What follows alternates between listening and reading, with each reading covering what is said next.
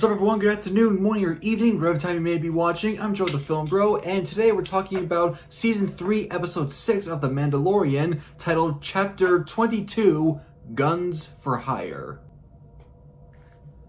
Oh boy. Oh, this episode. To just list off what I liked most about this episode first, the actor cameos, while not really necessary, I actually really liked. I mean, seeing Jack Black completely out of nowhere, I loved. And also seeing Lizzo, the two of them together, even though their characters completely clash with the tone of this show, I still kind of enjoyed their characters. And even Christopher Lloyd, who was this apologist for the Separatists, was kind of welcomed. And also, I did enjoy some of the callbacks, and I'll call it what it is, fan service, referencing past Star Wars stuff, mainly stuff having to do with the Clone Wars. Yeah, it was fan service, but I feel like it wasn't very blatant fan service, unlike the Book of Boba Fett. I kind of enjoyed the callbacks that were in this episode. And also, once Din Djarin and Bo-Katan finally meet up with the other Mandalorians, it was great. And the whole time I just kept thinking to myself, this is what the entire episode should have been like. So unlike a lot of other people who watch this show, I didn't completely hate this episode, but I am annoyed. We have 2 episodes left of this season, and we're still doing stories like this. I know I've praised the show before in feeling like a video game with these side quests that have to be done, but even the past seasons with their filler episodes were like in the beginning or the middle of the season. Even the last like 3 to 4 episodes of a season were all story driven.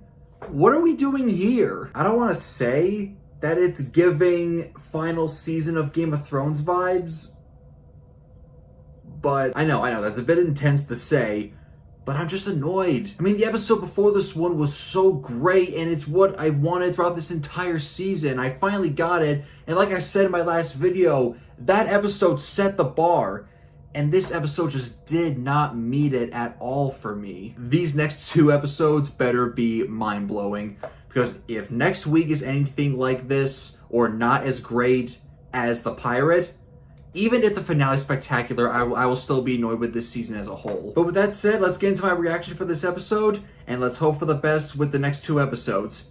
Return to the past now.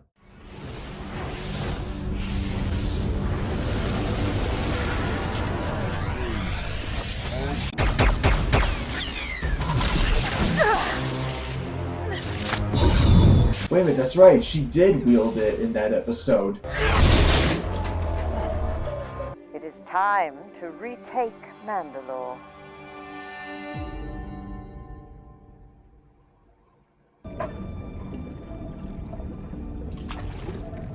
The Mon Calamari. I am not a criminal. We are not Imperial either. We are Mandalorian. Wait, are these the Mandalorians that Bo-Katan was with? It's probably best if we go in on foot. Welcome to Plaza 15, the Outer Rim's only remaining direct democracy. It literally sounded like someone's cell phone was going off for a second. That was so trippy.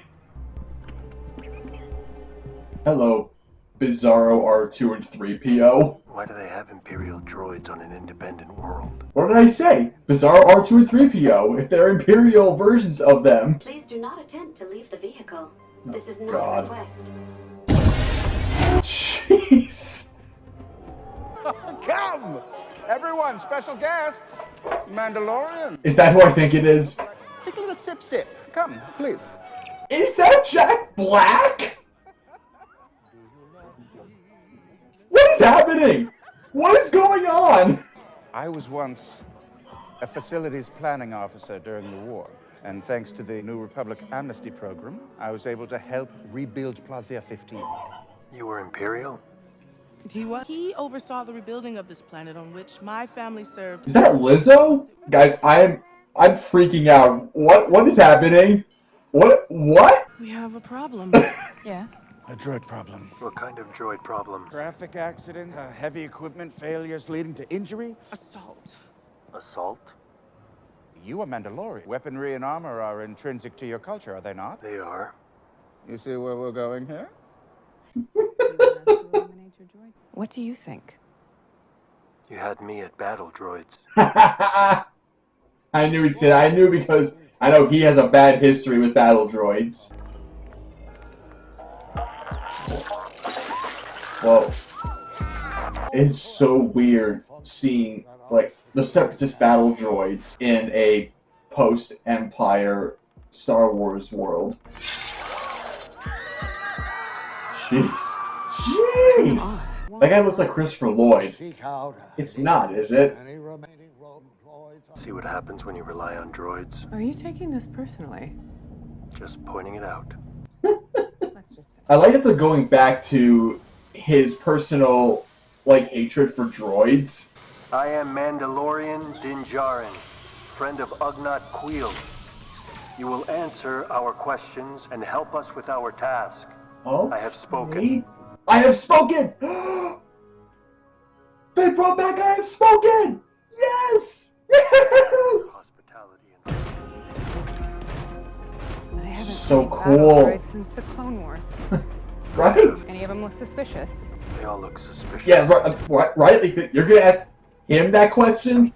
Show me your identification, please. You don't need to see your identification. Rest assured, I've had the entire line of protocols. As a What is he doing? I thought they were just checked out. they were. What are you doing? Din? Shouldn't phase them. Din? Din? Chill, buddy. You, sir? Stop! Din, stop!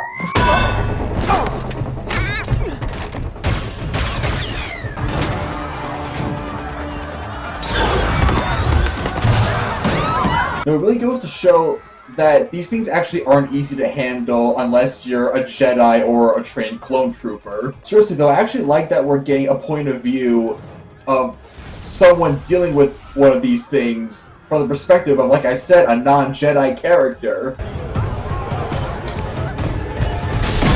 Ooh.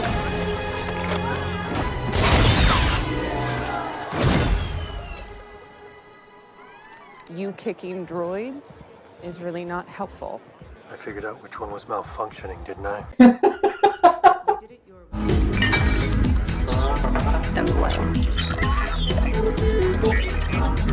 So, droids have their own bars in this galaxy? This is like a reverse of In A New Hope when the guy at the bar says, "We don't serve their kind here. They're droids. They have to wait outside." There has been a string of malfunctions that all point to this oil can. If you don't start answering questions, I'll yank your memory circuit and dissect it back at the lab. Din, bro! You gots to chill!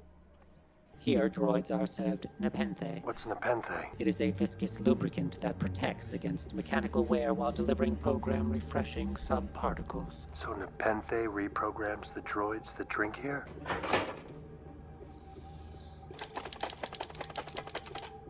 That was oddly satisfying. We're looking for programming subparticles. What are the chances that they're still active? Whoa! Whoa! Whoa! Whoa! Whoa! Whoa! Whoa! Whoa!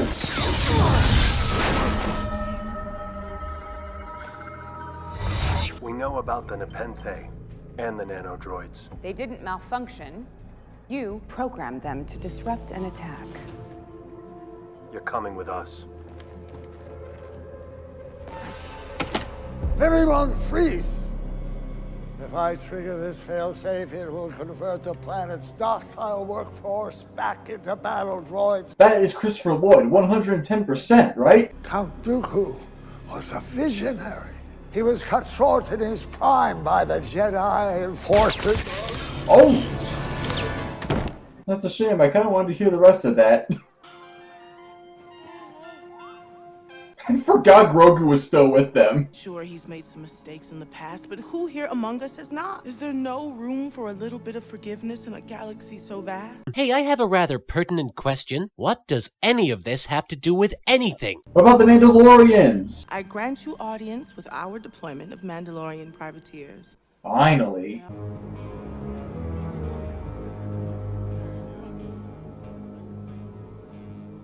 This should be interesting. I've come to reclaim my fleet. I'm now in command and grown quite fond of it. Then I challenge you. one warrior to another. Just like what Darth Maul said to Pre Vizsla. Some subtle callbacks in this episode, and I kind of love it. Oh! Kick his ass, Bo-Katan!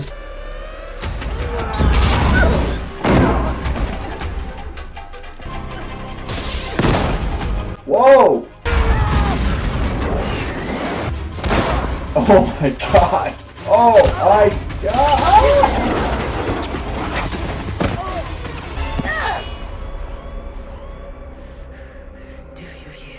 You won't even take the Darksaber from him. He's the one you should be challenging. Enough Mandalorian blood has been spilled by your own hands. The ruler of Mandalore must possess the Darksaber. Then she shall have it. While exploring Mandalore, I was captured, and this blade was taken from me. Bo-Katan rescued me and slayed my captor. She defeated the enemy that defeated me. Would it not belong to her? He's right. I return this blade to its rightful owner. Oh, yes!